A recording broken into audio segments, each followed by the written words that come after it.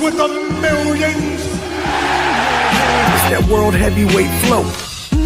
Championship belt wrapped around my waist, yo. I got that Ric Flair figure flow. Slam you on the pavement, that's why they call me Street Pro. Create heat on beat flow. Like Jordan after the second time he three-peated, folks. Get ready, set, let's go. Fight toe to toe, release the flow created by this mic pro. Lights, camera, get low.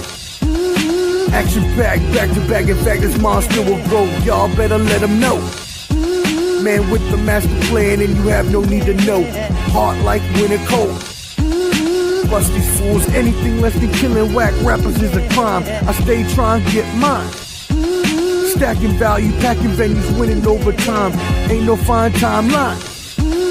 Open your eyes, you're looking for the best, and this is what you find. Game is only for the bold. You came prepared, now get ready for the show. Introducing from parts unknown, your UFC and combat sports insider, Clever D, the Combat G, and the sports professor.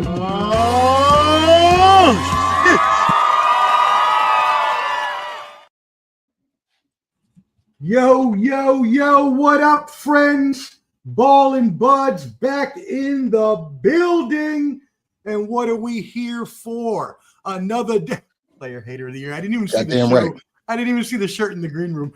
We are here for another episode of your favorite combat sports coverage.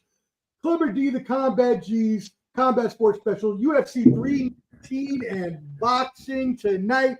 And as always, my partner in crime, my right-hand man, our UFC boxing and combat sports insider, Clever D, the Combat G. That's right, the number one player hater. All you guys are jealous, you're mad, you're angry out there because your wife, your mom is buying me distilled water by the gallon and it's sitting by your bedside and you can't touch it because it's for my travel CPAP machine when I come over, okay? When I come over, you on the couch. Well, we back up in this house. You on the couch and your mama got the CPAP water already and distilled for Clever D, the Combat G. That being said, how you been doing, my friend? How's everything going? Doing well. I'm about to kick my dog out this room, but that's another story. We're gonna have some fun today with some UFC, a little bit of boxing, a little bit of all that good stuff wrapped in one like a little bow. Because y'all ain't seen us in a while. Yes, you have not, but if you did see us last time, it would have been on Clever D's YouTube. So let's go ahead and plug that. Clever D on YouTube. You make sure you subscribe to his new channel that he's trying to get up. So please subscribe. Check out the watch party that we did with Papi Chunyeo. And as well, you know, you get the boxing streams from all of us, including Skywalker Boxing Media. The homie. Salute. Shout out to Skywalker. Yeah, no doubt. Make sure you tap in with him. Foremost Boxing Networker. He does all the interviews with all the up-and-coming fighters. Make sure you tap in with them. Skywalker Boxing Media on YouTube. Skywalker Boxeo on Facebook. But yeah, thank you. He's one of our partners, one of our brothers. We do a lot of shows with him, so y'all make sure you tap in with them. It's funny you mentioned Facebook just to derail us for 2 seconds. I finally got access to my old account and I downloaded all the old pictures. Oh, the hairline was strong. Yeah. The hairline was strong. That is good. That's all I know what else you can still log into is MySpace. I tried, but there's no pictures up there anymore. I can't. Like all the pictures are like gone. So I think Tom done infiltrated my stuff. Tom, come on, Tom. You gotta leave the man stuff on there. My page still had all the music and everything. I was like, oh, this is a time warp. Yeah. Yes, SpongeBob with a backwards clothes on. No. I didn't have the top 24 and the blinged out background now. Yeah, so you go to someone's page and break your computer like bloop. David Blame like my computer. That is tremendous. Shout out. Yes, we are. We were all running on a little CP time, but we came on at 7:03, and that's where we're from, the area code. So yeah, there we go. Come on, Papa Roo. Oh, there. And then body. Thanks. Headed to that's right. It's Thursday. You're taking the kids to sparring. Well, good luck to them, my friend. All right. Well, hey, thank y'all for tuning in. Again, make sure you're subscribed to Ball and Buds, BALLANDBUDS. There's a handy QR code right up there at the top. If you scan that, it'll take you to our link tree. You can find our YouTube, our Instagram. You can find Clubber D's YouTube, his TikTok. So go ahead, go there, find all our social media as well. Hit that like button, whether you're watching now or on the replay. It is free to you, but invaluable to us. It helps us out in the algorithm. Thank you very much. And now let's get into it. We're going to do some boxing and UFC today. But first, we have to start off with the biggest news of the week. Holy cannolis. We got some news in first, as we know, and we're going to get into this later. There's actually a mailbag question on Turkey and his influence into this whole process. But last week, we found out that ESPN was going to be buying multiple media properties to include not only but the NFL, WWE as well. And then right after that, we heard another media deal, Paramount Plus buying UFC for $7.7 billion. And they are going to show live network TV UFC cards. And the most important thing, which I know you're going to cover right now, sir, no more pay-per-view. I'm telling you, man, it's like we flip-flopped. You go from all the WWE fans were super psyched for like the last 6 or 7 years because you can watch everything on Peacock for free. You know, what do you call them? Premium live events. And then now premium live events, yes, that's correct. We're flip-flopping to, instead of me paying $74 to watch a non-title fight a pay-per-view for UFC for a not so strong card, I'm gonna get it for free. It's if you're an MMA fan, you're doing backflips. If you're an MMA and boxing fan, you're doing backflips. What's going on right now? I would say it makes you feel like a sucker for, you know, buying an event this Saturday and whatever's leading up till the actual the merger. I'm not sure when is that. Is that next year or is that coming pretty soon? You know what? Let me check the date on that while you keep going. Yeah. So, because I mean, everybody knows that the UFC is at its highest high right now. You know, they're making probably the most money they've ever made. Being with ESPN, there's you're on a lot of different. 2026, it's going to start. So it's going to start at so the beginning of next year. Yep. That's perfect. So we got to round out this year. We got about 3 or 4 more months of you know, a couple pay-per-views. You got to suck it up, buy it, or borrow it for like some people do. And you know, it is what it is. But then next year, bam, for free. There's no excuse. You got to watch it. You can tell Margaret you're not going out that night. You're not going to the bar. Okay, a lot of fellas telling their significant others, look, Samantha, I'm going to go out. I'm going to go with the friends watch UFC. Now she'll make you watch it at home. So it is what it is. For all y'all that ain't got a pin pan. But anyways, I'm all for it though. I'm all for it. And like I said earlier, ESPN is the highest of the high when it comes to sports. You know, their range is millions on millions on millions. Now going to Paramount, CBS, that's going to be the test where will the UFC still have their steam? Are they still going to have the same influx of ratings and whatnot? That's what I'm kind of eager to see. Mm-hmm. Mm-hmm. Yeah, shout out Ruben. He has a comment here. Ruben says, means nothing to ESPN's future. They expanded too much and now trying to survive. I'm in the middle of both you and Clubber D, so I agree with a little of both, and I think they don't need to be mutually exclusive. ESPN, it doesn't necessarily mean anything that they got WWE. No, not really. But if there are even a segment, which there are, of WWE fans that don't watch ESPN, this at least now brings them into the universe, which is the same thing Paramount is trying to do with UFC, and it's the same thing Dana White and UFC are trying to do with allowing no money on pay-per-views, is just to get as many eyes as possible, because like Clubber D said, if it's free, you have no excuse not to watch. So how do you feel about these media companies? More important is like the bigger picture. These media companies, ESPN, Paramount, buying up all these sporting entities. And I talked with this with Mar on the show last night. That it seems like obviously live sporting is where everyone wants to be right now. How are you feeling about going forward? As far as like them just buying up everything and turning it, monopolizing everything. Well, you look at UFC, they're kind of going back home because, you know, they were on Spike, you know, when they started, and that's a bought by Paramount. So it could be them, you know, doing them a solid, or like you said, help building them up, you know, to where they can be a rival to to ESPN. But I mean, that's a big uphill climb right there, because ESPN's buying just about everything. I mean, CBS and Paramount might as well buy a pillow fighting championship or something like that, because they're gonna have to do something to get more people, to get more of a range. And only blowback I see kind of with UFC getting bought by them. Where are the big stars that will take the company to the next level? We don't have the Rampage. We don't have the Chuck Liddells. We don't have the Tito's. John Jones. We don't know what if he's gonna fight. Habib. You don't have these super mega stars. Conor.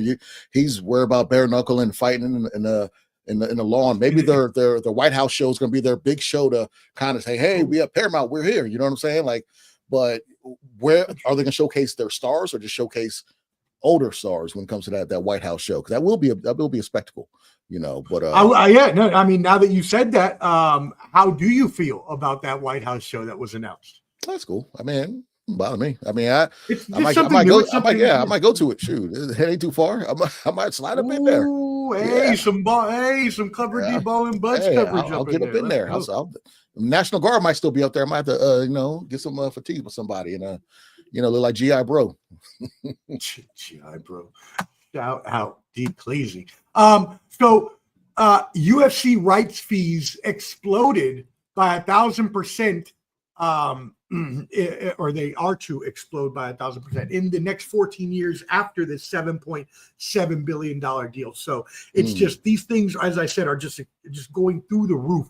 Yeah. Live sports is where you want to be as a company, and that includes ESPN, and that's why they got WWE. That's why they got NFL, because they know that it's going to add to their portfolio. And as they look to release their direct-to-consumer app coming out in a couple months here or next month, they're looking to have all those properties that people, because ESPN Plus is great. Don't get me wrong. I'm an ESPN Plus subscriber.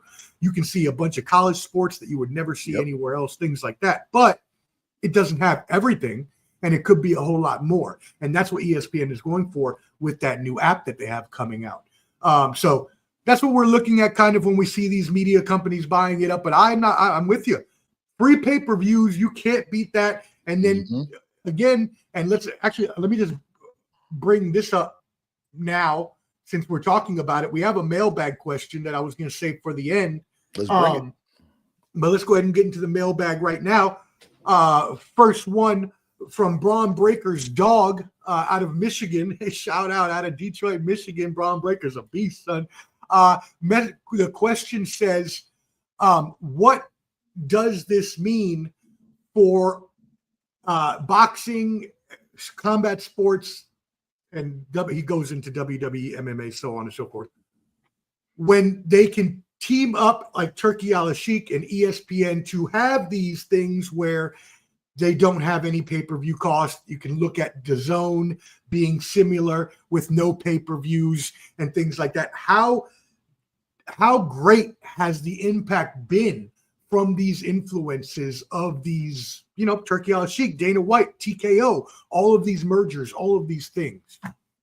Well, it's really going to depend on the payout and how they're paying these fighters. I know Turki has a bag, so he could pay anything for any fight, but when it starts after the initial wave, when it starts the regular pay-per-view fighters, usually you get points off the pay-per-view buys. It's more so, what is the payout going to be for if they're not counting pay-per-view points? And with the UFC, you don't get to individually be sponsored by certain companies. You have already sponsors. They have a tier for like their apparel. I think they're with Venom now. So the top tier gets maybe 15 or 20,000 a fight, middle tier 10, then 5 and 3, so on. So it depends on sponsorship money. That's going to be the main kicker on how much sponsorship money they're going to get. And that can entail, increase the fighters' wallets. But to me, it's kind of a way to control the fighters when they're bargaining stuff. If I'm a fighter and I'm a champion, I bring nothing to the table. No one really watches me fight. And I'm saying, I'll sign for 10 mil, but they're like, nah, bro, you only do $3 million fights. Where can I argue that? You know what I'm saying? And if I do argue that and lose, where am I going to go? I have to go overseas to one, or fight John Johnson over there in Manassas, Virginia at Cagezilla. Shout out to them. There's good fights out there, but you're fighting at a lower tier. So it is what it is. Mm-hmm. Okay, cool. And another mailbag question on a similar subject. This comes from Hammer Fist out of San Diego. Shout out Hammer Fist. Thank you for tuning in. Hammer Fist. I don't know. It's a weird screen names they got out there. What is going to be the impact on UFC for leaving ESPN? Are they going to be either negatively or positively impacted by this move to Paramount? You know, I knew a chick named Hammer Fist. She left scratches on me one time. Anyways, what do you say again? What is the What is the impact that will happen because UFC is leaving ESPN for Paramount? Will it be positive or negative in the long run? So I initially thought since WWE is going to be going over there, they were going to justify that $30 by having UFC there as well. They're going to stay. Me too. That's what I thought too. Yes. I wouldn't mind paying $30 a month if I'm getting pay-per-views for UFC. And if I want to watch WrestleMania, you know, I'm a casual. I really don't watch wrestling that much anymore, if any. But if I want Dabo in it, it was free on Peacock. So with my internet provider, I get Peacock for free. So me too. Will I spend $30 for ESPN just for that? No. But if UFC was on there, hell yeah.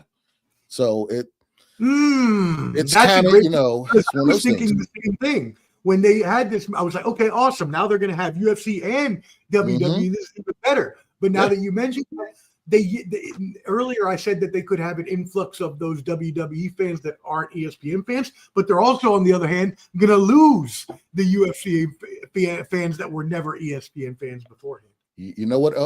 I just thought about something. Divide and conquer. So TKO, UFC, WWE, they're all, you know, under the same umbrella. We were having Stephanie Valcour, Rey Mysterio, all these others at these UFC events. Okay, UFC was obviously under ESPN. Now it's been the Paramount. So you're gonna be having those wrestlers in the front row under the Paramount umbrella, telling them to tune into WWE on ESPN. Bam! I just thought about that. Look, at, you know, that could be, you know, still in their viewership, still in their viewership, because you're keeping it in house. You know, you're keeping it in house if you're having these same artists that or wrestlers or whatever. You might see them on Netflix. You know, UFC fight on Netflix. Okay, you're getting that crowd, but they're, you know, just spreading out their, you know, their seeds, if that makes sense. The seed spreader's back again. Let's get it. Seed spreader's back again. Oh, it attacks again, as always. But you're completely right. And I know you don't watch very much wrestling, and I don't really watch too much of the other than the pay-per-views, really. But sometimes I catch Raw or SmackDown, and you're completely right. You'll see UFC fighters on there. You'll see boxers. I mean, even they even reach out to basketball. They had Tyrese Halliburton at the pay-per-view this past weekend at SummerSlam. So it's like, you know, things like that will happen. So he was holding the belt and everything was cool. But anyways, okay, cool. So awesome. Those are a couple mailbag questions for now, just because they fit there. We'll have some more mailbag questions later at the end of the episode. But for now, actually, before I go into UFC, do you have any other stuff on boxing, non-mailbag related? One of the biggest things, I know they announced potential fight between Boots Ennis and Virgil Ortiz, but both of them have tune-up fights in between before that fight happens. So hopefully that fight will happen in January. Sebastian Fundora and Keith Thurman, I don't know if that's official, but it looks like that's in line unless Keith Thurman says no. That'd be cool. Is there a reason he would say no? I mean, you duck and a fade because, I mean, Fundora would knock the hairline further back. You also got the second racist cheater. No, not cheater, but the second racist, Teofimo Lopez and Shakur Stevenson with a potential fight in January. Not sure if that's going to happen. And off the dome piece, Tank's baby mama dropped the charges. So hopefully he's done to legal stuff. And that fight with Shakur or possibly DMV zone Lamont Roach Jr. might happen, the rematch. So, you know, that fight was supposed to happen this Saturday, or, you know, but you know, Tank got the legal issues and PBC didn't really, you know, sign that fight. So hopefully, you know, fingers crossed, no more legal issues with Tank, and he can fight either Lamont Roach. I would love to see him fight Shakur Stevenson or you know, one of the other champions at 135. That's all I got right now. No, that's great. And that eliminate that's good that we don't have to go over that in the mailbag. But yes, shout out to everybody there. That we're gonna see what happens in these fights. I am very excited to see a couple of those fights you mentioned. So hopefully they do occur. But obviously things on the outside, as we've seen with all fighters, all kinds of, I shouldn't say all, not every fighter, but lots of fighters get themselves into things outside of the ring that preclude them from having these bigger fights from time to time. But eventually, hopefully, we usually do see them down the line. All right, cool. It's life. So that being said, yep, that's life. So that being said, let's go ahead and move it on to what you came for. UFC 319. Yes, the main event will be Dricus du Plessis versus Khamzat Chimaev. And yes, you're going to have to stick around for Clubber D's prediction of that one at the end of it, because we're going to cover the rest of the card first. Wait. So let's talk about first, my brother, some of these prelim fights. I know you wanted to give a shout out to some of these fighters and talk about some of these fighters. So first of all, in the prelims, I know you wanted to give a shout out to Barboza, who is fighting Plessis. So what more can you say about that? Well, Edson Barboza, he's one of those guys. He's had the highlight reel knockouts with I think he's passed away, rest in peace, Terry Edom. That spinning heel kick, knocked him straight out. And then, he's the one who did the same kick and got Kevin Lee on chicken legs. Edson Barboza, he is a great striker. I had no idea he was still fighting, to be honest with you. He hasn't fought in a year. He's 38, 39 years old. But I saw his name on the prelim. I was like, man, OG is still fighting. So shout out to Edson Barboza. That's a guy. He's fighting is it Dricus close? Close. Yeah, it's close. It's a brother from it sure is. He's from the United States. Yeah, he's like from the Michigan. United States. Yeah, he's like from Michigan or somewhere. I thought he was German at first. Nah. His pops and somebody might be German down the line. He's light skinned. It could be a little mix. You never know. But he fights. His last time I saw him fight, I forgot. Jeremy Stevens pushed him and stopped the fight because it hurt him in the neck or something like that. That was a couple years ago, and I haven't seen him since then. But he's a durable fighter. It should be interesting. But having a man on the prelims, come on, guys, that's rough, man. Like, get him on the prelims, man. He's an OG. I have a question for you though. Is yes, his sir. sister Dion Barboza? Is that the? Oh, they're spelled differently. Never mind. I don't know. I think that might be a common name in Brazil. Be honest with you, Yeah. I don't know. I have no idea. All right. Well, who do you think the old man's going to win this one? He's 24-12. He's going up against 15-3. Oh yeah, I got Barboza. He didn't get him out of there. Second round knockout. All right, there you go. Second round knockout. Second round knockout for Barboza. Perfect. Well, let's keep moving it on Looking like into the other prelims. Into the other prelims, a guy you wanted to talk about. Young fighter on the rise, only 25 years old. Chase Hooper will be in a lightweight bout against Alexander Hernandez. Chase Hooper 16-3, Hernandez 16-8. What you got on this? Man, my man Chase Hooper, he grinds it out. He's from that Pacific Northwest, tall, lanky for his weight class. He's on a 6-fight winning streak. He looks like Michael Cera from the movie. Michael's. He looked just like him. He looked with a bigger from Superbad. Yeah, he looked like. So yeah, Michael Cera. Chase Hooper. He took out two legends in Jim Miller and Clay Guida his last two fights, but he's on a 6-fight win streak. I like the way his progression's going. I'm 100% going with him for by decision, and we don't need I was gonna wait for a club bang, but I was already in the mood. So you know what, that's my first fluff on that one. But yeah, I'm going Chase Hooper with by decision on that one. But y'all just look out for Chase Hooper. Yeah. And usually, if you don't know, we have the funny sound, the club bangers. We're not going to have it this time because, unfortunately, since I moved, I can't find my hard drive that has the sound, and I switched back to. You realized, Clubber D. I know you realized this earlier. I switched back to StreamYard. So we're not on Restream. Yeah, we're not on Restream anymore. So I got to get that sound re-uploaded. But anyways, that is. Do you have a way that Chase Hooper is going to win this fight? Oh, just decision. He's going to win by decision. You can grind it out. I was thinking submission maybe in the third round, but I'm just going to go with decision. All right, shout out our brother. Oh, there he is. Give him the intro, Clubber D. Give it to him. Heavy on the poppy. light on the yayo. None other than Poppy Chun Yayo. Let's go. What up, big Shout homie? out our brother. Salute. Hey, y'all make sure you tap on in with him on Instagram at Poppy Chun Yayo. Chun is with a double O there. And if you don't know how to spell Yayo, you probably don't know what it means in Spanish, and I'm not going to encourage you to look it up. All right. Let's keep it moving. The main prelim is going to be our girl, Jessica Andrade, there versus. No, I'm talking about she's in the you're right. prelim. She's not the main. No, you're right. Yeah, you're right. Yep, you're right. Okay, Jake, not in the main, but still somebody you wanted to talk about. It looks like it's Jared. Eric. Yeah. His last name stuff. Yeah, they got a couple of them. They got two more in the prelims. Yeah. They have Bizengor Susrakev versus Eric Nolan, and they have Gerald Mersherit versus Mikhail Olkezukilik, some Polish. We'll just say Mikhail. Thank you. Anyways, back to Jessica. 26-14 versus 13-5. Lupi is her name, which is a tremendous name. Lupi like Godinez. Godinez is coming off a win. Andrade off a loss. Now, Andrade is 10 pounds heavier with a 1-inch reach advantage. What is your thoughts on this fight? Well, I think it's her second fight. I'm not sure what weight class. I know she dropped down in weight a couple fights ago, Jessica Andrade. This is at strawweight.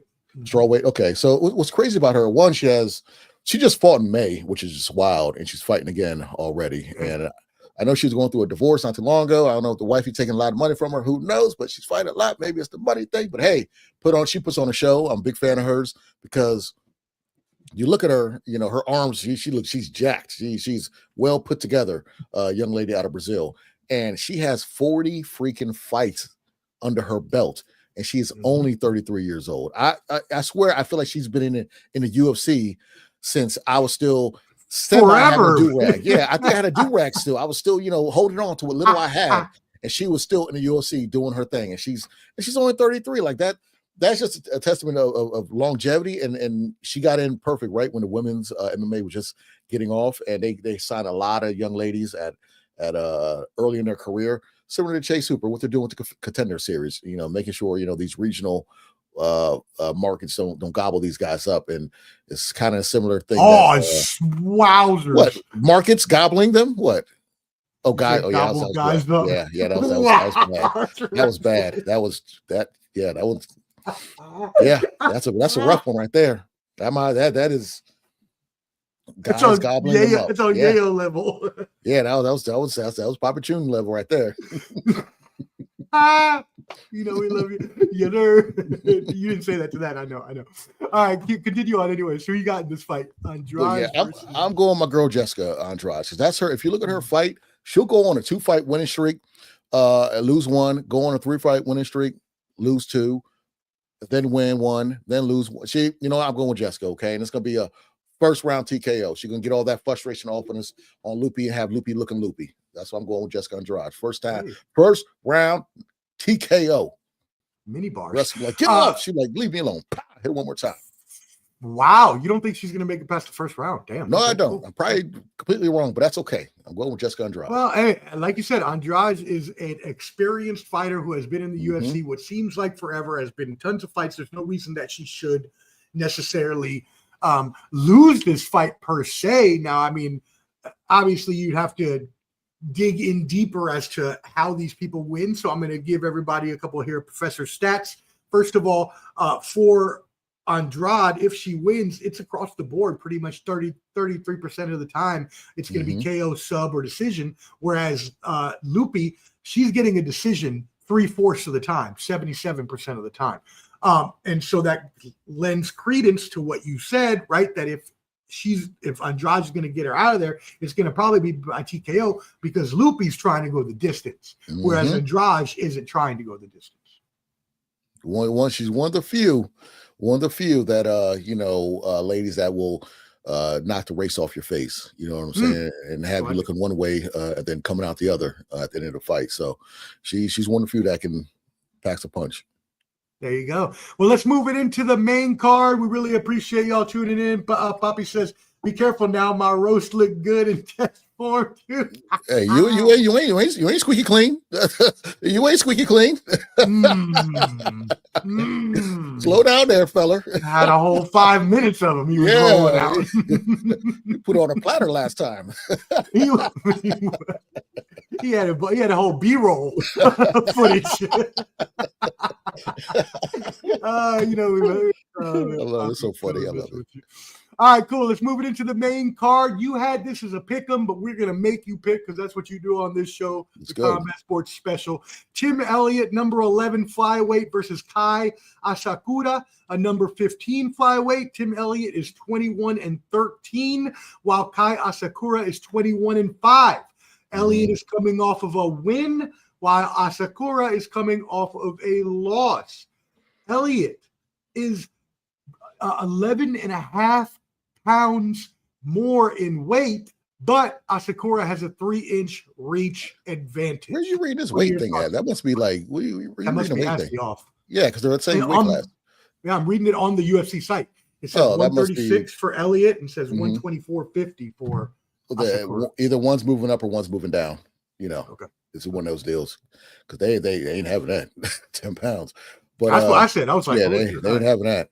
I'll play Kai Asakura. He's fighting Ryzen. He was the one that I thought he was gonna beat Pantoja when they brought him over. But Pantoja I wish Pantoja was around the same time Mighty Mouse, because that would have been a great fight. But that's fancy booking right there. But this is, I think it's the second fight in UFC after losing to Pantoja for Asakura. Tim Elliott, that's right. He was the one that debuted and had the championship fight. Yeah, he immediately came in, straight got the title shot.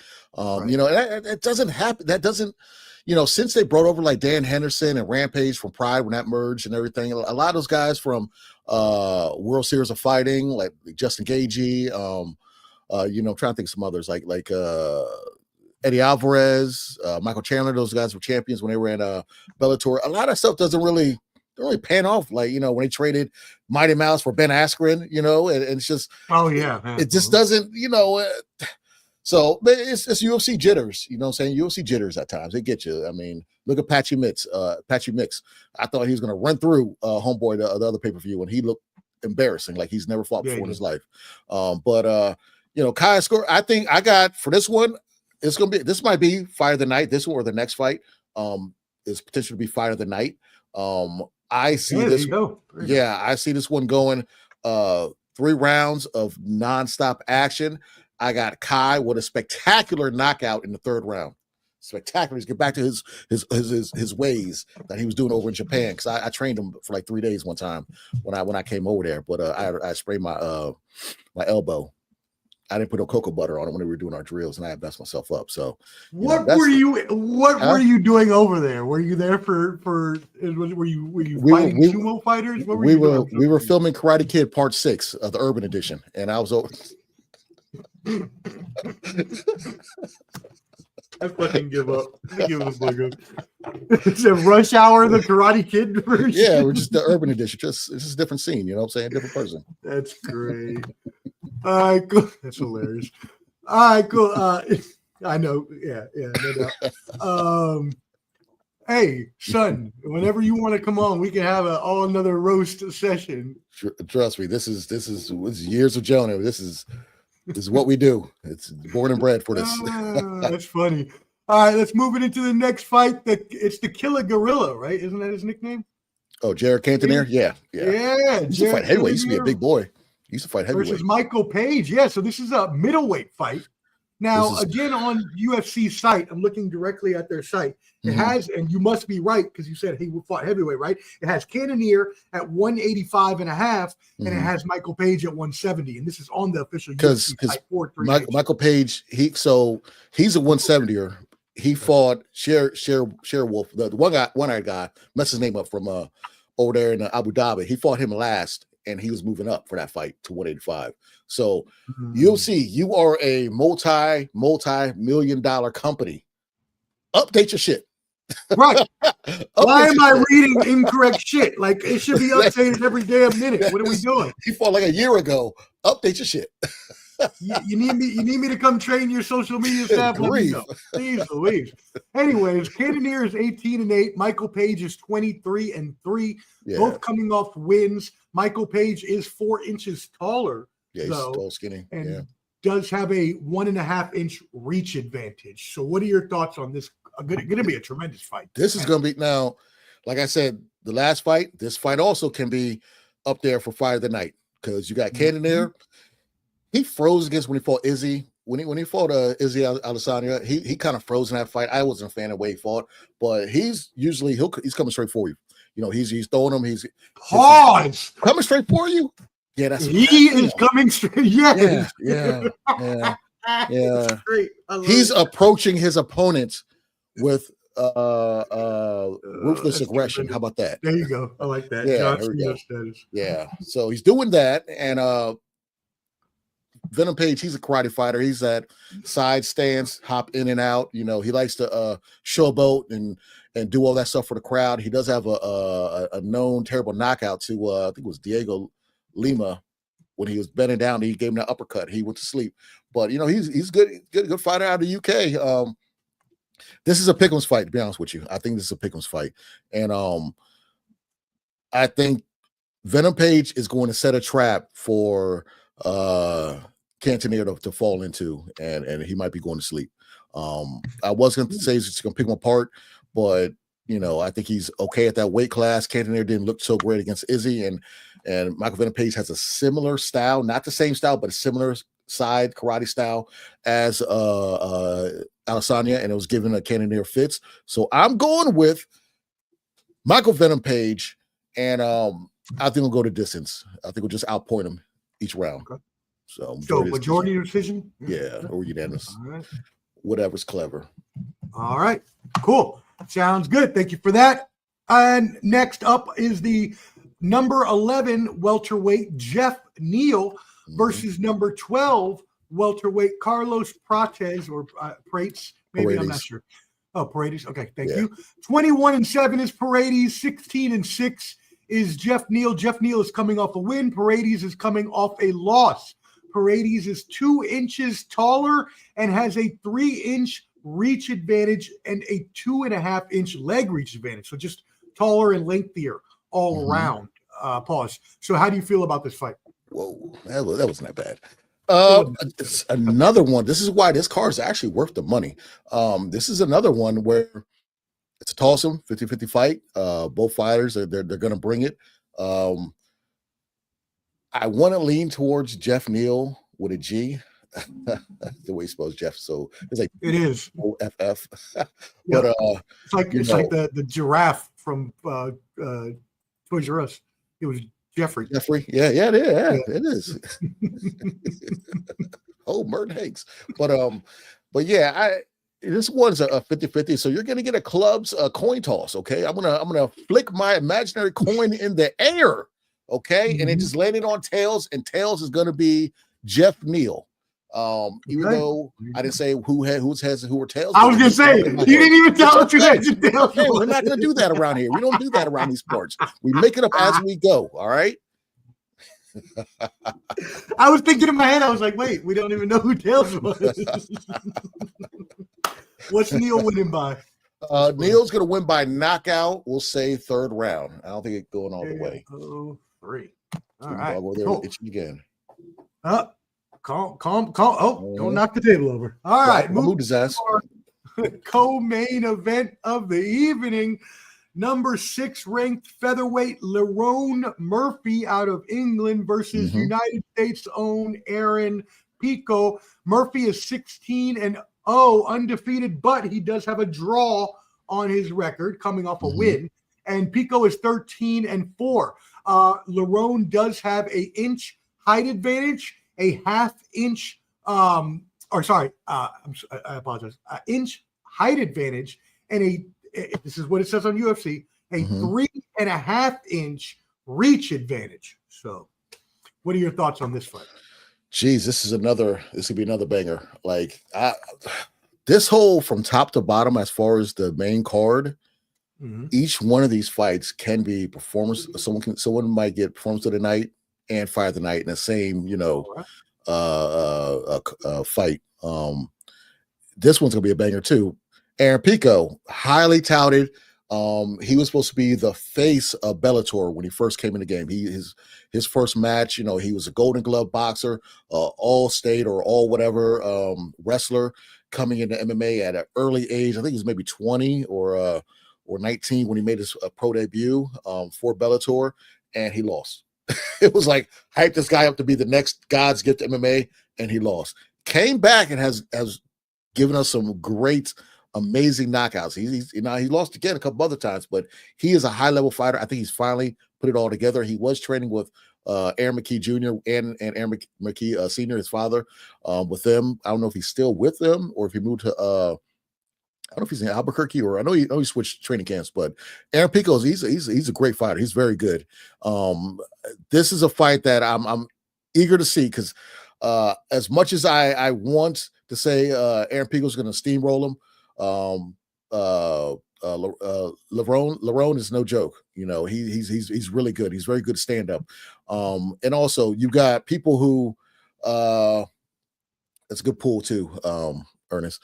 You also got the whole UFC jitters. The UFC jitters are real, and will Aaron Pico get over that? He couldn't get over that with Bellator and got caught. Now he's going to UFC, another big organization. Will the same thing happen? Will he fight a safe fight, or will he go in with reckless abandonment? Saying it's one of those things. And just to caveat on what Ernest just said, Sage Northcutt, he was another one. He's one they used to call him Super Sage. He was supposed to be the God's gift to everything with fighting. Young guy, had the look. He looked like a Ken doll, looked like Zach Morris, looked just like Zach Morris. Look him up. Didn't last well in the UFC, and then with the one fighting Cosmo. I forgot the brother's last name, but his first name was Cosmo. Bust his face, cracked his orbital. I think he's fought maybe twice. He took like 3-year break after that knockout. So that's another guy who they hyped up super through the roof. And Aaron Pico, I'm a big. I do like him. He did bounce back, but this one is another flipping the coin. I'm gonna say A for Aaron. Mm-hmm. Or A. Heads for Aaron, tails for Murphy. Okay. I don't want to talk about hey. You know what? Boop! It just went up in the air. I done caught it like that. I done put it down. We're going with Pico by decision. Pico by decision. So wait, you didn't actually have a coin? It was just I said in my head. Boop. Hey, this is like drop dead Fred. My coin is like drop dead Fred. You can't see it, but he's there, or it's there. It's an object. Okay. That's flipped good. it again and caught it. Tasteful thickness. Is this the Kareem Silva feet stream? Pause. How about the pause? I mean, does she have an OnlyFans? Hey, maybe. I hate feet, so I don't. DDP by undercooked pork sandwich. Okay. Oh man, that might be a Muslim dig. I don't get that. Hey, I don't either. Let's see. I'll flip mine for yours next time. There you go. I don't know what that means. That sounded. You know what? We're just gonna keep it moving. All right, let's move it into the main event of the evening. Dricus du Plessis in a middleweight championship bout versus Khamzat Chimaev. The favorite here is Chimaev is the 180 favorite. Du Plessis is a 150 underdog. Chimaev, as we know, undefeated, 14-0. Du Plessis 23-2, both coming off of wins. Chimaev does have an inch height advantage, a 1 pound weight advantage, but in terms of reach, Du Plessis has a 1 inch reach advantage and a 3 inch leg reach advantage. Cover D, what are your thoughts on this huge main event? This one's a weird fight because everyone's hyped up Khamzat for so long. When he first fought, he fought like 3 times in like 4 months at 2 different weight classes, and he was the man. Then he caught COVID and was contemplating retiring, spitting up blood, all types of stuff. He's come back. his first time. This is his first time fighting in America in probably what 3 years, 4 years, something like that. He hasn't fought in America in quite some time. I think that Kevin Holland fight was the last time he fought in America because he was hanging out with the Chesney and president, and he was on that list that America don't like. So, and he thanked President Trump for him actually being able to fight in America. So go figure.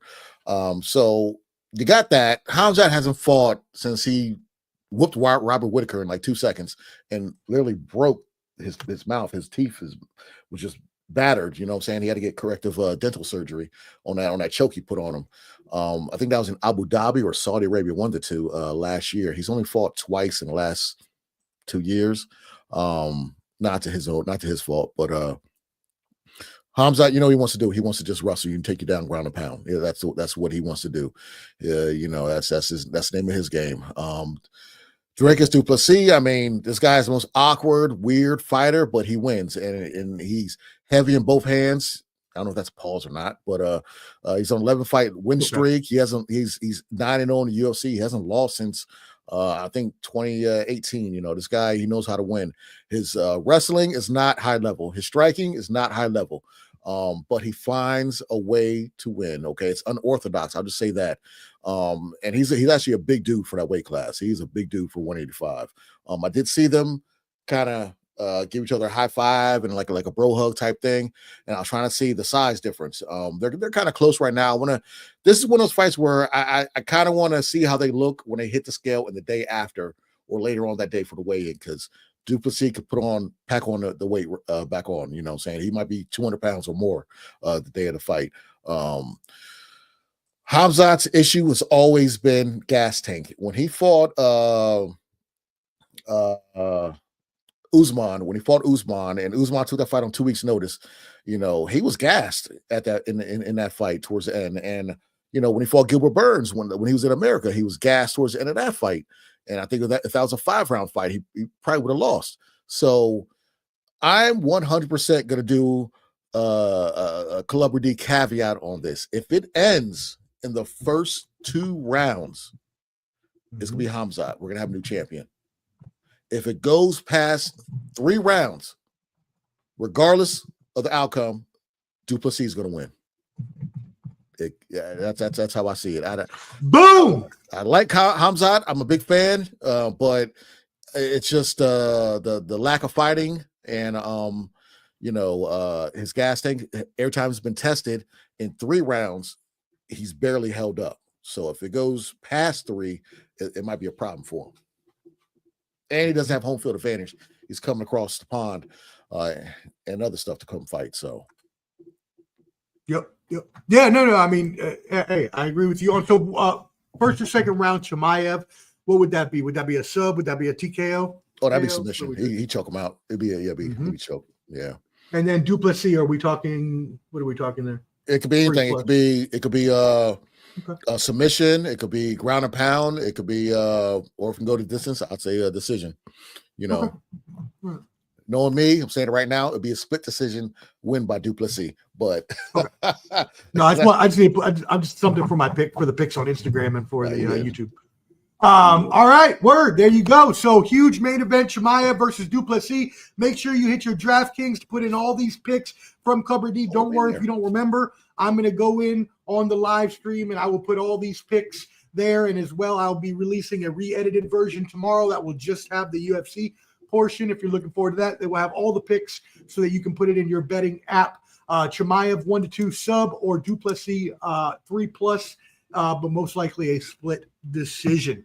Awesome. Well, thank you. Y'all make sure again that you are subscribed to Ball and Buds, BALLAND BUDS on YouTube. There's a handy QR code right up there at top. It'll take you to all of our social media, including Clubber D's YouTube and Clubber D's TikTok. Subscribe to those. Hit that like button whether watching now or on the replay, and let's move you into a quick mailbag for the last few minutes of this episode so we can get Clubber D's thoughts on some other things here. First of all, and we talked about this a little earlier about the White House card because I asked you your initial thoughts. We have a mailbag question here from a real American. Rest in peace to, I guess you're going off of Hulk Hogan there. A real American out of. Oh yeah, you were. Okay, never mind. out of Kissimmee, Florida. So there you go. Yeah. John Jones was announced his retirement, and then a month later, when the White House card was announced, John Jones threw his name back in the hat. But Aspinall came out and said he wants no parts of this. Do you think John Jones should be allowed to fight at the White House card next year? I mean, the way the fighters, Sammy Davis, whenever they see President Trump front row, so I'm sure it'd be cool to fight there. He wants to. He's a name. I can't see them holding him out of it, but if he does fight, it's got to be somebody worth watching, somebody who's going to want to actually fight, somebody that hasn't fought in 4 or 5 years. If that's going to happen. John Jones has a little bit of karma what's going on with him because he's the same age of when he fought DC, saying you're just a 37-year-old, blah, blah, blah, blah, blah. I don't want to, So now he's at that age and he's not really wanting to fight, but, I'm sure they would have him on there. Conor McGregor, that's another one who kind of threw his name in the hat that wants to fight there. Of course, Michael Chandler. They're going to, if they do that White House show, if that's a real thing that's going to happen, they're going to have every single star they can get that has a little bit of oomph in their fight. They got to have it. I mean, they're going to have Jones, McGregor. They're going to have them all. Yeah, everybody. Chuck Liddell might come out of retirement and say, "Hey, I'm here." You know what I'm saying? They might get Tito. He's super on that side. They might get Tito. Might get somebody, but they're going to get everybody that somebody is going to fight. And you know what? My surprise person that would fight on the UFC card in the White House out of retirement. No one's talking about her. Ronda Rousey. Ooh, Mikey. Wow. I can see that. We go. I'm pretty sure it's not gonna happen, but as no take Jake will say, you heard it here first. Not no take. I think Jake catching strays on a show he's probably. Oh, wait a minute. Speaking of strays, I tuned in for a hot second last night. Mm-hmm. This goes to you. To me? What did I do? I didn't do anything. Canteen. Mar. When you mention my White Sox, you say it with respect. Okay. Okay. I was laying down when I was listening to that crap. That blasphemy. When you mention the White Sox, you say them with respect. All right. We ain't the Rockies. Okay, it's over with. There's a new punching bag. That's horrible, dude. So you leave us alone. That's bad, okay? You leave us alone. You go to them when you talk about trash, booty juice, where the hell y'all stuff y'all say? Pasuda, okay, mierda, okay? Y'all leave that to them. All right? We just suck. We stink. Regardless. That's crazy that the next year below that, that's them. That's crazy that the year after y'all set that record, they went ahead and broke that shit by a mile. Records are made to be broken. All right. They're made to be broken. Not by that much. But you're right, though. Yeah, they do get all the disrespect now. Yeah, shit. We're off the hook. We are off the hook. No one talks about the Lions going winless. No one talks about them. No one talks about them being the Ravens. The Ravens were the first team they beat, I believe. Was it the Ravens? I think so. I'm a liar saying it was for right now. But anyways, okay, no one talks about that no more. So that's in the past. Okay, that's past tense. All right, we're in the present. I think it was the Ravens. All right. I don't remember. All right, next mailbag question. This comes from Magic City Cheeks. Yes, sir, out of ATL. Thank you for tuning in. We appreciate it. I have been there. It was an amazing time. Wings and cheeks. They were calling me Orange Pepper O when I walked out that bitch. Orange Pepper O. Orange Pepper O. Yeah, I did have the world famous lemon pepper wings too, and they were delicious. I had them at barbecue. Christoph Porzingis. I heard you ate one off the floor in the men's bathroom. Woo, wowzers. Geez Louise, that place was pretty it wasn't the cleanest place. Let's just say why is this wing so sticky now? New Atlanta Hawks center Christoph Porzingis said after he retires from basketball, he wants to get into MMA, claiming it was his first love as a kid before basketball. Apparently he used to train MMA. How do you feel about this 7-foot unicorn trying to get into MMA? Darko Milicic. Is that how you spell Milicic? it? Yeah, Yeah, Milicic. Milicic. He did kickboxing when he retired from the NBA, and Cool. I got didn't his know leg that. broken. Got his leg broken. There's already a video of Kristoff with a bloody nose when he first got drafted. Somebody busted his snot box. Where's he from? He's from Serbia or Latvia. Latvia. Okay, so there's already a video of that, of him like that. You look at the history of fighters that are that height. Sammy Schmidt. Sorry, he's Sweden. He's in Pride, but he's mostly a kickboxer. Also, you got Stefan Struve. He's from Sweden or one of the countries over there. But you know, when you're tall and lanky like that, take you down. I'm just gonna wrestle you. You're gonna get slammed. Okay. Yeah.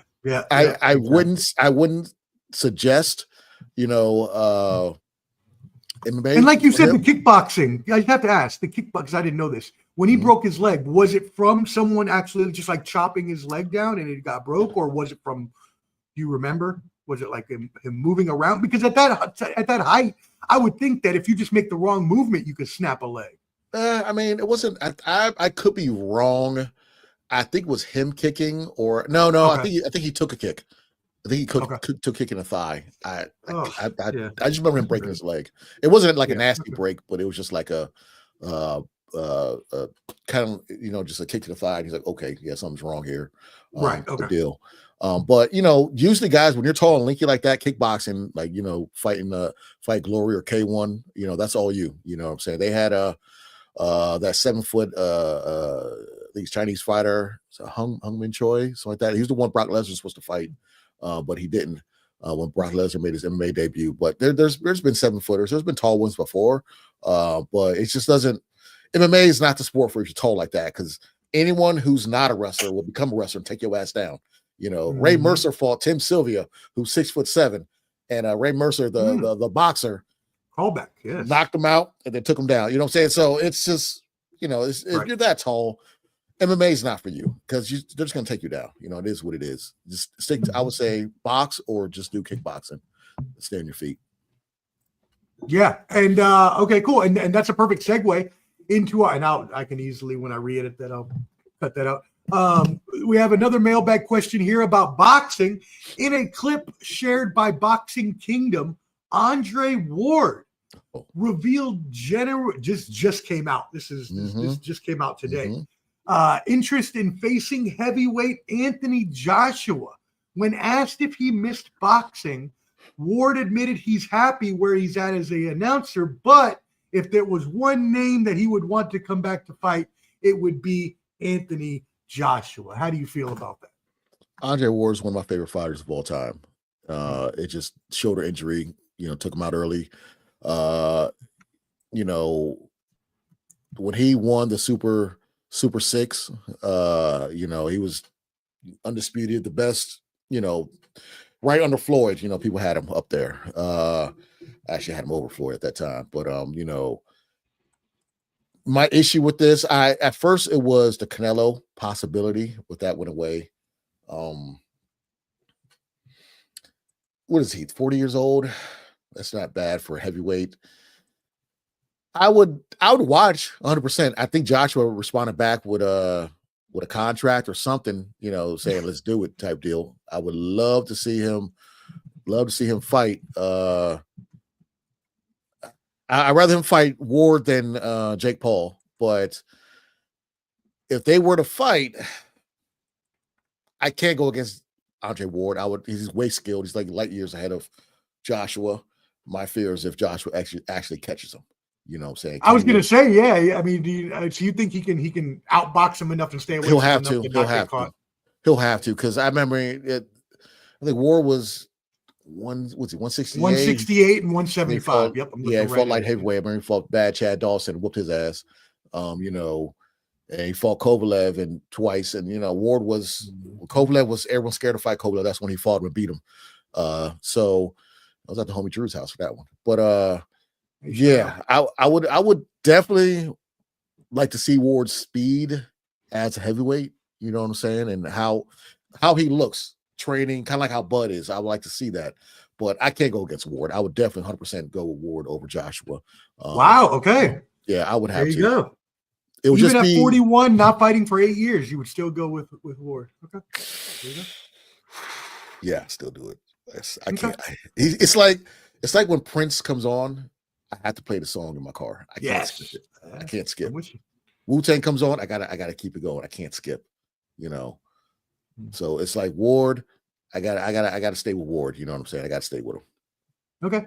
I am reading an article saying that Anthony Joshua actually said that he would be willing to take this fight, but that the money would have to obviously be, high enough for him to take the fight. He just basically said, I would, but the money needs to be right, basically.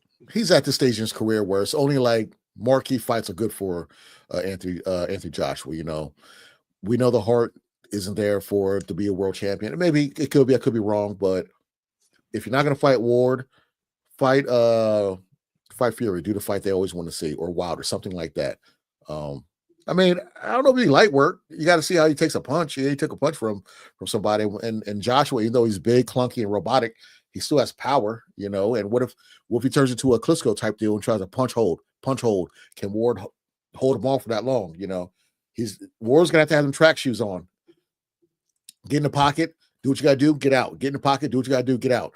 You know, can he do that at 41? You know, I think he can, but there's still the possibility of him getting caught. So I'd watch. I 100% watch. I'd love to see that. Oh yeah, I'm definitely tuning in. It's definitely going to be, would definitely be a good fight to watch. He's been Chinny, since he beat Klitschko. So it's true. But I don't know if Ward got that chinny power to stop him. You know, so that's the thing. You know, I don't know how that power of not fighting for 8 years and then moving up to heavyweight. How's that going to translate? You know, right. He didn't, Usyk didn't knock him out. Usyk had him rocked a couple times, but he didn't knock him out. That's Usyk a really good point. Cruiserweight. So, you know, I'm not putting nothing against Ward. That's a very good point. Yeah. No, that's a very good point, though. If Usyk didn't knock him out, why necessarily would Ward, who fought at a smaller weight, too? He would I think Ward would just outpoint him. He would just basically dance around him. Okay. Right. Stick and move. Okay. So. Okay. All right, cool. And SOG. Hey, there you go. One last final mailbag question, and this pertains to wrestling. Oh. This comes from Fist of Fury out of Prague, Czech Republic, Clubber D. Okay. Look at that. We got the people in the Czech Republic checking us out. He says, John Cena went on a heel run in his last year of wrestling before retirement, and now at SummerSlam switched back to a babyface. How do you all feel about John Cena's short heel run? I'll start this off real quick because I have some very thoughtful opinions on this, and I want to hear. It would have been a great live too when he came out, when Brock came out. That would have been a fun live for the pop. Oh my God, yeah, I popped immediately. I hit up Mar both nights. Pause on that. Both nights I messaged Mar and I was like, hey. Like the Seth Rollins thing, I was like, holy cow. And then, anyways, so Brock Lesnar came out. Yeah, it was great. But John Cena came out, supposed to be his last year, right? He comes out as a babyface. Last year, we're going to see him, blah, blah, blah. Then all of a sudden, they turn him into a heel. They want to try this heel run with him. The heel run, as was expected, was not going to last all year because it couldn't. You're not going to let John Cena go out of heel. He has to be a babyface unless you're letting him walk with the title forever. Then that would be a heel move that I would accept. Either way, in my opinion, I think this was a complete waste of time. I don't think anybody actually believed that he was ever a heel. I don't think anybody believed when he was cursing at the crowd and making the kid cry in the Czech Republic, which is where this message come from, or Poland, or wherever it was at. Salty over there. He's salty. So, Clubber D, what are your thoughts on this? I think that it was a complete waste of time and should have never been done. Just roll him as a babyface. Keep making that money for the whole year. What do you think about it? I think this was booking gone bad. The Rock angle made no sense. The Travis Scott angle made no sense. And mind you, I don't keep up with this. It's just more of tune in. Hey guys, check this out. It was Peacock and we watch it. I think the homie Peach hit me up like, "Hey, you watch your turn? Oh, I'll check it out, see what happens." Skip through. Saw Travis Scott, then John Cena turns into a bad guy. I was like, okay, that's interesting. All right, but there's no. You tune into WrestleMania, and I'm on my Jim Cornette type stuff, so I'm fast forwarding the joint, trying to make sure, try to get to where I need to get to. And there's no real. The Rock didn't come out. There's no. What was the point? What was the whole point of it? What was the point? Like, it sounds like WWE listened to somebody coming in to boost up the WrestleMania, boost up the ratings, that being The Rock. And he basically did what he did to Warner Brothers with the DC movies with Black Adam and ruined everything. He wanted to make it more centered around him, and it just made no sense. So John Cena switching, this was the best way to have him switch, because if you have Brock Lesnar come out of nowhere, who people think that are, Brock Lesnar was never going to come back, because at the arena with Janelle Grant, at the reading that report with Vince McMahon and everything, and what Brock Lesnar had her do, like, that's crazy. Yeah, I don't even know this allegedly. If you read the report, alleged figures are coming up, but they flew him in town to have sex with this young lady allegedly, but he was too drunk to do it, and he was allegedly requesting video of her doing number one and stuff like that. Jim Cornette, I listened to his podcast talking about it. He's like, it was probably Brock being drunk, messing around with Vince McMahon, but all this stuff is all public knowledge. You can go read. So I'm not gonna get too into it. I don't want us to get canceled. But but he got cleared. Apparently, he got cleared of all that stuff a couple months ago. I had no idea. What you say? He did? I said, yeah, somehow he got cleared, but yeah. I don't even, I mean, all we know that they've actually come out and said is that Triple H said John Cena wanted him to be one of his last opponents, and that's why they did it. So, hey, so I put it like that. He's back. People are mad. People are happy, but the WWE is basically saying, we don't care. We don't care. We're making the most money we've ever made. Yep. So my homie, the homie TJ, I know, went up to SummerSlam up in yeah, he 100% he was there. Yes, but my homie went up to SummerSlam, and he said that he went. I think he went for the Seth Rollins the day that was day one. He was there up there for that. He said tickets, it were crazy, but he got a deal. He was pretty close for about $300 or $400. But they're making hand over fist of turning things into 2 nights. What, Royal Rumble 2 nights, WrestleMania, SummerSlam. WrestleMania. Yep. Yeah, so they're making money hand over fist. And he said he went to the shop, one of those shops to buy some of the merchandise, and they were just wrapped around, hours before it opened. So they're milking it right now. They're on the top right now. They don't care what people think. Money. They do what they want to do. As Poppy said, it's still real to me. It's still real to me. Yeah. There are some people out there. You are completely right. Hey, Karita Lee, tapping in. What up, Karita? That is the #1 fitness chick I know online. Okay, and my homegirl Courtney's is following the same suit. You guys, you need to post more videos, Karita. You need a YouTube page. You need to show everybody your story. Track the amazing progress that you've done. You've done nothing but great things. You need to motivate others that were in your shoes so they can get to where you are now. Promo of the night. Bam. Promo. Shout out to Karita. I've known her since elementary. That's good. Hopefully I'll see her. We got our reunion on the 17th of October. I'll be there. Really? 25 years, huh? 25 years. I didn't go to the 10-year. I didn't go to none of the other ones because of whatever, COVID, I think. But that's 3 days before my shoulder surgery, so I'll definitely be there for it. And then I go under the knife, and y'all won't see me until I might shave my beard before I get the surgery because I'm be out of commission for a little while. We'll see what happens. But yeah, shout out to Karita. You will see him definitely before that. That's right. Before that comes about. Shout out to Belmont Roadrunners. There you go. And also shout out on Instagram for everybody tuned in. A Day in the Life. Shout out my brother Mac Watson. Shout out. Congrats on the baby boy. And y'all, if you need any insurance here in Tennessee, Insure TN, Mac Watson is your man. Hit him up. He can get you the best rates in the state. I heard that shout out last night. TN. Shout out to Mac. Congrats, man. Congrats. Yeah, I just had the baby boy this past weekend. So that's what's up, man.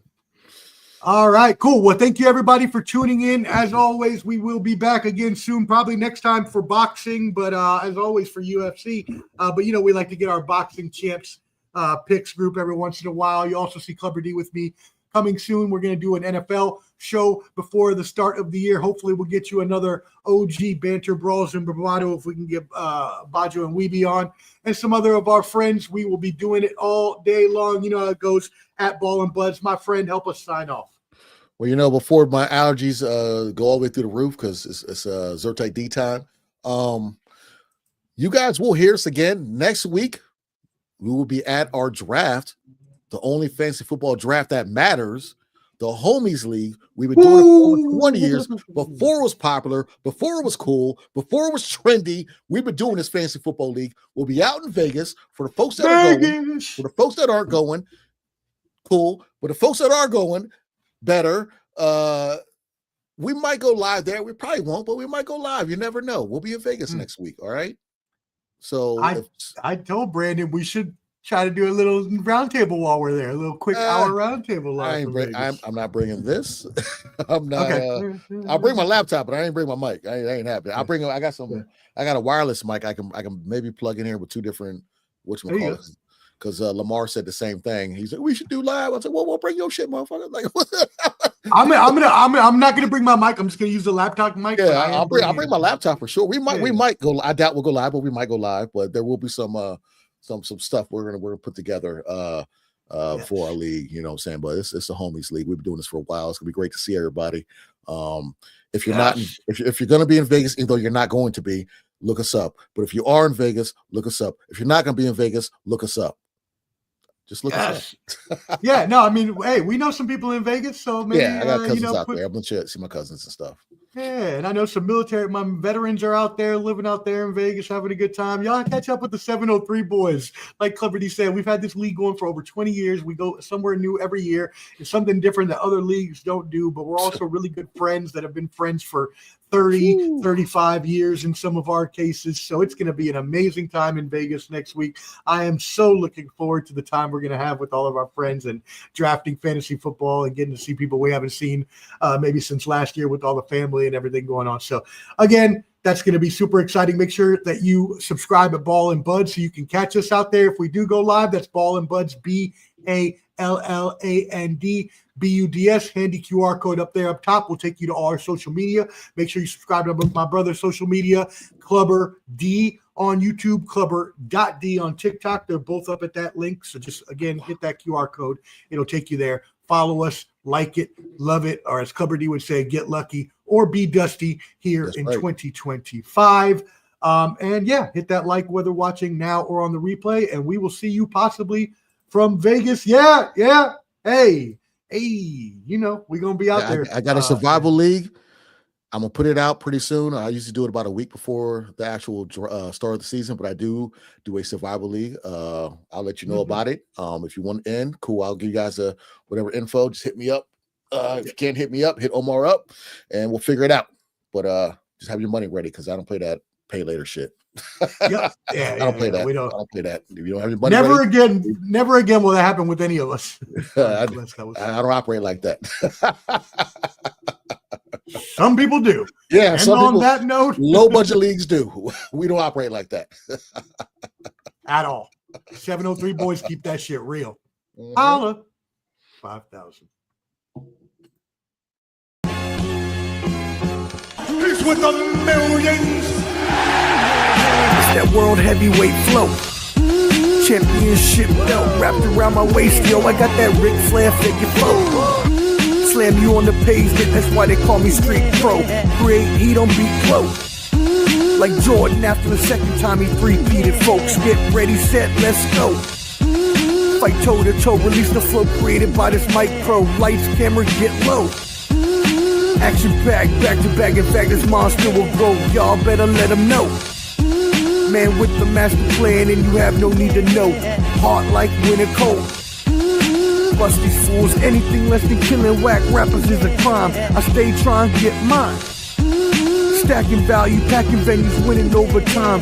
Ain't no fine timeline. Open your eyes, you're looking for the best and this is what you find. Game is only for the bold. You came prepared, now get ready for the show. Introducing from parts unknown, your UFC and combat sports insider, Clever D, the Combat G, and the sports professor.